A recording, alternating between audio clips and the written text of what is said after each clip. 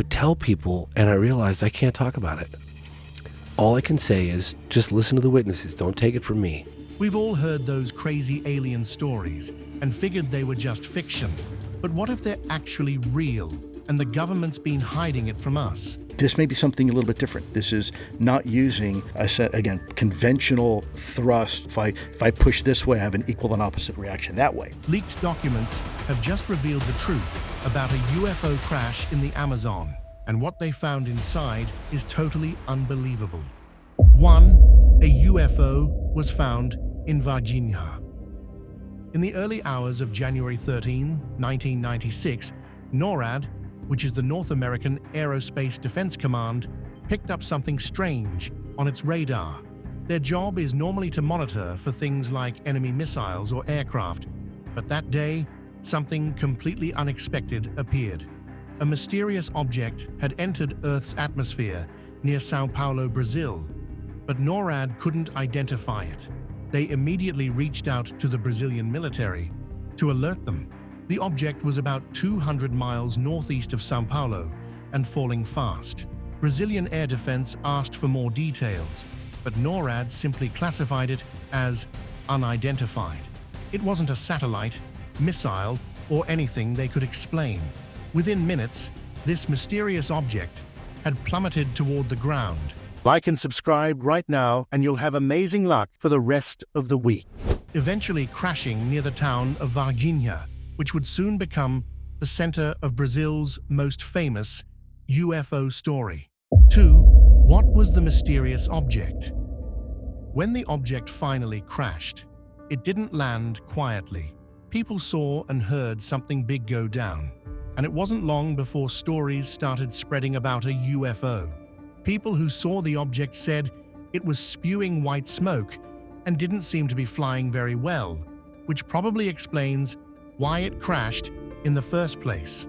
One local woman, a farmer named Aurelina, was one of the first to spot it. She said it flew over her farm, scaring her animals. Her husband, Eurico, also witnessed the strange craft and said it seemed to be struggling in the sky before disappearing over a nearby ridge. Another witness, a man named Carlos, was driving when he spotted the object. He actually followed it until he saw it crash, and what he found at the site was no ordinary wreckage. It was scattered all over the place, and the air was filled with a strong, foul smell, like ammonia or rotten eggs. 3. Military scrambled to secure crash site. As soon as the unidentified object crashed, military vehicles and soldiers quickly flooded the area, setting up a perimeter around the crash site to keep civilians out. By the time they arrived, though, a few locals had already gotten a good look at the wreckage. The wreckage was scattered everywhere, and Carlos even described picking up a piece of the craft that felt like super light aluminum. But what really freaked him out was that when he crumpled the metal, it went back to its original shape as soon as he let go. Carlos wasn't the only one who noticed something strange, but before he could investigate further, the military showed up and told him to get lost. At gunpoint, they were dead serious about keeping people away. Later, Carlos was approached by two men in black suits who basically told him to forget everything he saw. They knew where he lived, knew about his family, and made it clear that talking about what he'd witnessed would be a bad idea. 4. Aliens were spotted. Shortly after the crash, people in Virginia began seeing some seriously strange things, and it wasn't just about the UFO anymore. By 8 a.m. on the same day, reports started coming in about creatures that didn't look human. A college student claimed to have seen a small, oily-skinned creature crouching in an alleyway near a park. It was about 4 to 5 feet tall, with a large head, 3 long fingers, and no hair or clothes. People started connecting this to the crash, thinking these beings might have come from whatever fell from the sky.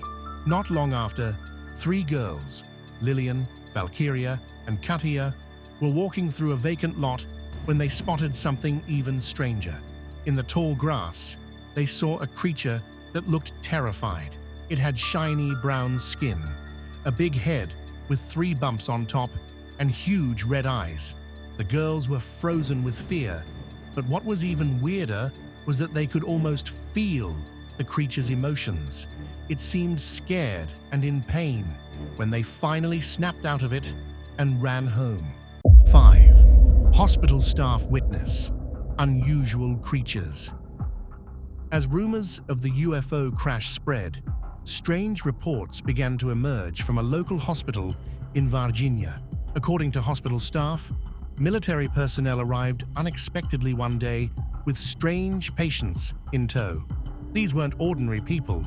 The beings were small, frail, and had odd physical characteristics. Their skin was oily, and they had large heads with big red eyes, just like the creatures described by earlier witnesses.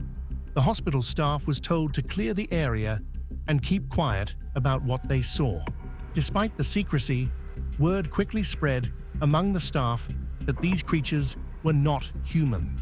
One nurse even claimed to have briefly seen the beings before being escorted out. 6. Everything was way too suspicious. One of the most suspicious aspects of the Virginia incident was the rapid involvement of the Brazilian military.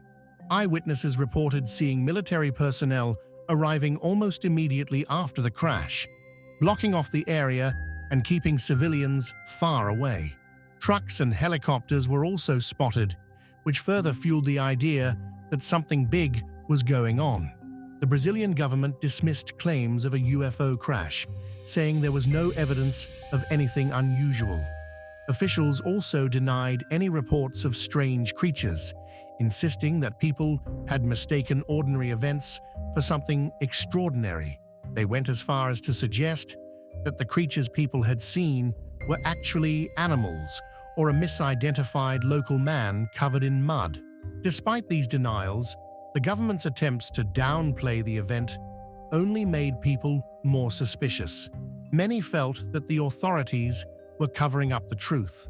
The fact that the military had been so heavily involved right from the start made the official explanations seem even less believable. 7. The Karis Flap Incident. The Karis UFO Incident, also called the Karis Flap, is one of Brazil's most mysterious UFO events.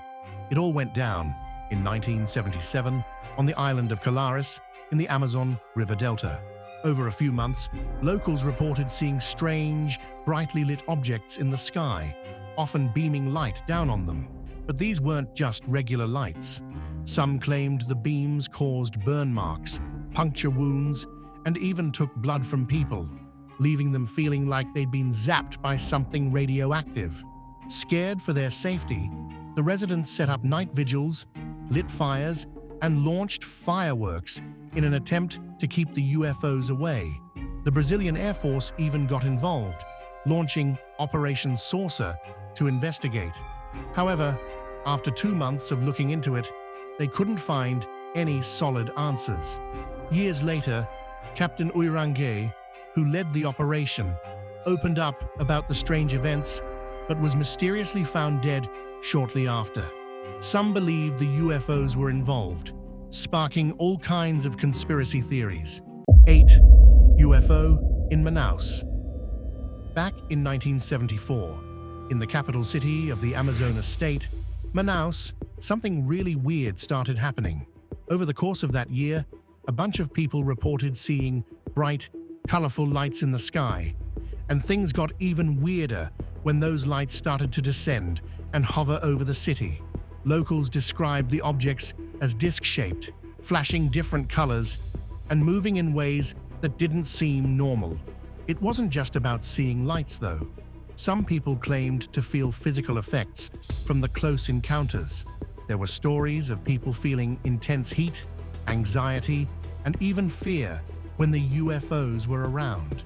A few people even reported burn-like injuries, much like other famous Brazilian UFO incidents. But to this day, no one knows the true answer to what actually happened. 9. The Tic Tac UFO Encounter. During training exercises in 2015, these Navy pilots came across something very unusual in the sky. This video is part of a series that the Pentagon later acknowledged as genuine. The footage shows a mysterious object flying at high speeds, performing maneuvers that seem impossible for any aircraft we know. In the video, you can even hear the pilots, clearly surprised, excitedly talking about what they're seeing. Fast forward to 2020, the Pentagon decided to declassify the video, along with some others, to address any confusion. They wanted to make it clear that these were real, unexplained events caught on camera. No tricks, no hoaxes. However, they emphasized that the objects in these videos were still officially unidentified, and they didn't provide any answers as to what they might be. 10. The OHare Airport sighting. This incident took place on November 7, 2006, around 4:15 p.m. at Chicago's OHare International Airport. A group of around 12 United Airlines employees, including pilots and mechanics, spotted a strange, metallic, saucer-shaped craft just hovering silently over Gate C-17. This wasn't just a quick glance. This thing stuck around for about 5 minutes, hovering about 1,400 to 1,500 feet in the air. The employees described it as a dark gray object between 6 to 24 feet in diameter. And then just like that, it shot straight up into the sky, leaving behind a hole in the clouds, which they described as if someone punched a hole through the sky. This cloud effect is known as a hole punch cloud. At first, the FAA brushed it off, saying it was just a weather thing. But after some digging, thanks to a Freedom of Information Act request, it turned out the FAA had talked about the sighting behind the scenes. But no serious investigation took place, and no one found answers. 11. The Kirtland Air Force Base sighting. The Kirtland Air Force Base UFO sighting happened on November 4, 1957, in Albuquerque, New Mexico. And it's one of those strange events people still talk about. It was around 10:45 p.m. when two Civil Aeronautics Administration controllers, R.M. Kaser and E.G. Brink, saw something odd while working in the control tower. They noticed a white light moving across the airfield that seemed to maneuver in ways they weren't used to seeing. The controllers grabbed their binoculars and saw an egg-shaped object, about 15 to 20 feet tall, with a white light at the bottom. This mysterious thing hovered near the control tower for about a minute, then took off eastward, climbing into the cloudy sky. Radar operators confirmed they picked up a target in the area, which also showed some strange, high-speed movements. The Air Force looked into it as part of Project Blue Book, their UFO investigation program. Their conclusion? It was probably just a small plane whose pilot mistakenly tried to land at Kirtland AFB. But the controllers weren't convinced, thinking the Air Force's explanation didn't match what they saw. 12. The Val Johnson Incident. It all went down in the early hours of August 27, 1979, when Deputy Sheriff Val Johnson was patrolling a quiet stretch of highway near Stephen, Minnesota. Around 1:40 a.m., he noticed a bright light hovering above the ground in the distance. Curious, he drove towards it, but before he knew it, the light rushed toward him at an alarming speed. He described the light as blinding and painful, and then suddenly heard the sound of breaking glass. The next thing he knew, he was out cold. Johnson woke up about 39 minutes later, dazed and confused, with a bump on his head and eyes that felt burned. His patrol car was a mess, its windshield shattered, a headlight broken, and antennas bent at a sharp angle. Even stranger, both his watch and the car's clock had mysteriously stopped for exactly 14 minutes. The incident attracted UFO investigators, but no one could really explain what happened that night. While skeptics thought it might have been staged, Johnson stuck to his story, clearly baffled by the entire experience. 13. The Tehran UFO Incident. It happened in the early morning of September 19, 1976, when people in Tehran spotted a bright object in the sky. It wasn't just a few folks either.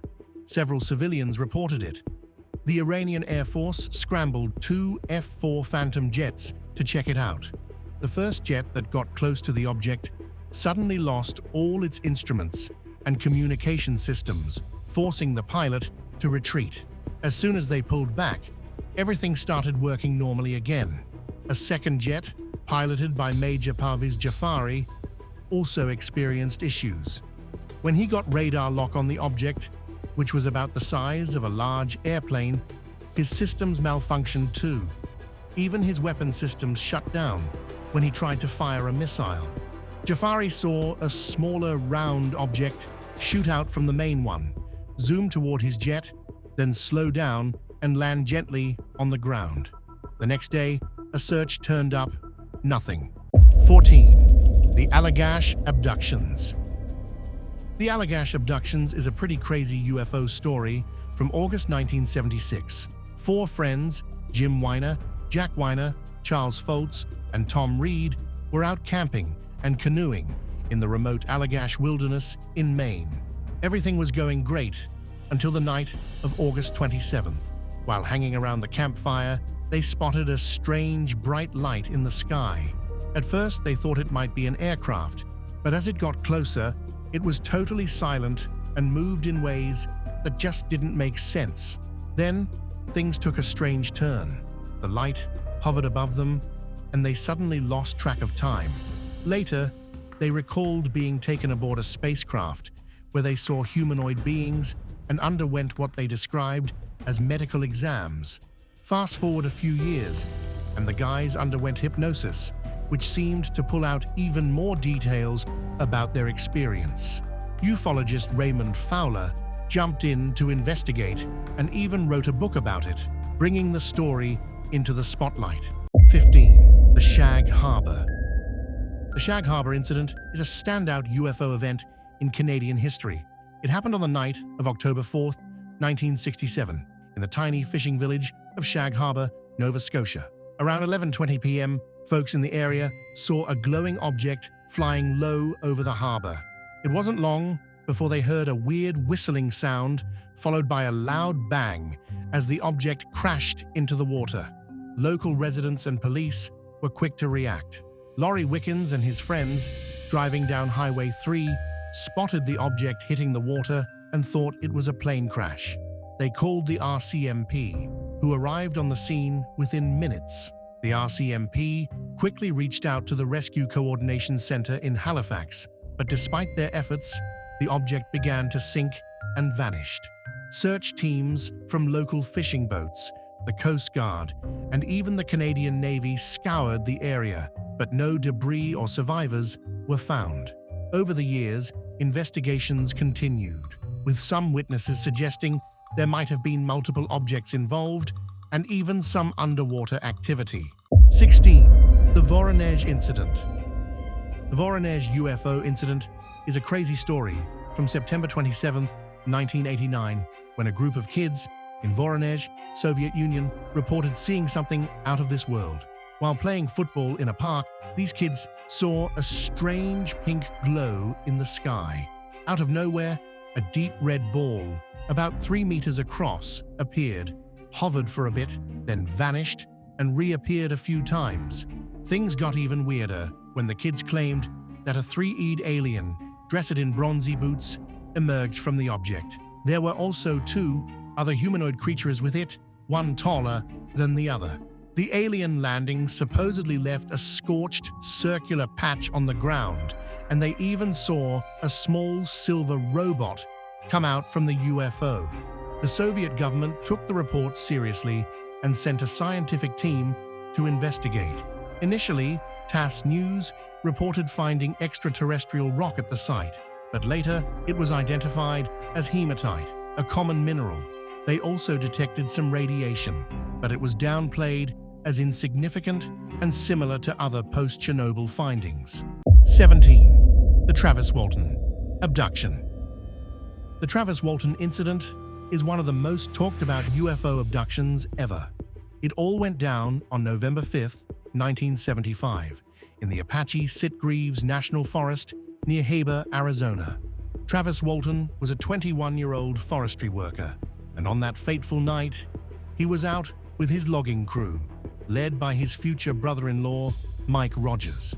As they were heading home, the crew saw this massive, glowing object hovering above the trees. Walton, being curious, got out of the truck to check it out. Suddenly, a bright beam of light zapped down, picked him up, and he vanished. Freaked out, the crew bolted, thinking Walton was a goner. When they came back, there was no sign of him or the object. Walton was missing for 5 days before reappearing. He called his sister from a phone booth, saying he had no memory of where he'd been. Over time, he recalled being aboard a spacecraft and getting some weird medical exams from alien beings. His story exploded into the media, leading to his book, The Walton Experience, and a movie, Fire in the Sky. But there's been plenty of skepticism. Some say it was a hoax, and even Mike Rogers later hinted at that, though he eventually took it back. 18. The Belgium Wave. The Belgian UFO wave, or Belgian UFO flap, was a major UFO sighting spree that hit Belgium from late 1989 into early 1990. It's memorable for the sheer number of reports, military involvement, and radar tracking. It all began on November 29, 1989, with sightings of triangular-shaped UFOs around Eupen. Witnesses described these massive, silent objects flying low and with bright lights underneath. Things really heated up during the night of March 30-31, 1990, when multiple reports of these strange lights came in. The Belgian Air Force even scrambled 2 F-16 jets to check it out. Radar at the Control Reporting Center in Glons tracked something, but the pilots couldn't spot it despite getting radar locks, which turned out to be false. Over the course of the wave, around 2,000 sightings were reported by everyone, from regular people to police and military personnel. 19. The Hudson Valley Sightings. The Hudson Valley Sightings were a major UFO event that took place from late 1982 through 1984 in New York and parts of Connecticut. The whole thing kicked off on New Year's Eve 1982, when folks in Kent Cliffs spotted a huge V-shaped craft gliding silently through the sky. This was just the beginning of what would become a flurry of UFO sightings in the region. From March 1983 to June 1984, reports came pouring in about enormous triangular or boomerang-shaped objects that were the size of a football field. Witnesses described these craft as having bright lights and moving slowly without making a sound. Over 9,000 reports were logged from ordinary people, police, and even military personnel. Many of the witnesses were initially skeptical, but felt they had to share their experiences. Philip Imbrogno, a UFO investigator and author, dove deep into the case, interviewing witnesses and documenting their accounts. He even reported seeing the V-shaped craft himself. The sightings got lots of local media attention, but mostly flew under the radar nationally. 20. The Cash Landrum Incident. On December 29, 1980, in southeastern Texas, Betty Cash, Vicky Landrum, and her 7-year-old grandson Colby were driving through the woods near Dayton when they spotted a bright, diamond-shaped object hovering above the trees. The sighting was so intense that Betty had to stop the car, and Vicky even got out for a closer look. They reported feeling a blast of heat and seeing a blinding light, with Vicky feeling like her face was burning. Things got even stranger when they saw around 23 military helicopters, all Boeing CH-47 Chinooks, chasing after the object. After the encounter, all 3 experienced severe health issues. Betty Cash was hit hardest, suffering from blisters, nausea, and hair loss, which doctors likened to radiation poisoning. She was hospitalized soon after. UFO researcher John Schuessler investigated the case, but despite the physical evidence and witnesses' accounts, official sources denied any involvement. The witnesses even sought legal action for their medical expenses, but their efforts were largely ignored. 21. The Rendlesham Forest Incident. The Rendlesham Forest incident started in the early hours of December 26, 1980, near RAF Woodbridge and RAF Bentwaters in Suffolk, England. US Air Force personnel stationed there saw some unusual lights in the sky above Rendlesham Forest. Curious, Staff Sergeant John Burrows and Airman Jim Peniston went to check it out and reported spotting a triangular craft with bright lights hovering among the trees. As they approached, Peniston claimed he got close enough to see the craft was about 3 meters tall, covered in strange symbols, and made from a smooth material. The next morning, they found strange indentations in the forest floor and measured elevated radiation levels. The action continued on December 27th, when Lieutenant Charles Holt led a larger team back into the forest. He recorded audio notes of their observations, including a pulsating light and beams of light through the trees. Despite Holt's detailed memo and physical evidence, the British Ministry of Defence dismissed the incident. 22. The Phoenix Lights. On March 13, 1997, around 8 p.m., when people in Phoenix spotted a huge, V-shaped craft silently cruising across the sky. Descriptions said it was massive, about a mile wide, and had lights on its edges. Then, at around 10:00 p.m., people reported seeing a line of lights hovering and slowly descending behind the Sierra Estrella Mountains southwest of Phoenix. The U.S. Air Force later claimed that these lights were just flares dropped by A-10 Warthog jets from a training exercise at the Barry M. Goldwater Range. But this didn't explain the earlier sighting of the massive V-shaped craft. Skeptics like James McGahar thought the first sighting might have been military planes from Operation Snowbird, a training program out of Tucson. 23. The Aerial School Incident. During a mid-morning break, 62 kids aged 6 to 12 were playing outside their school when they saw something incredible. They reported seeing shiny, disc-shaped objects land in a nearby field, and some even claimed that strange beings dressed in black with big eyes stepped out of the crafts and came close to them. The whole encounter lasted about 15 minutes, and when the kids went back to class, they excitedly shared their story with their teachers.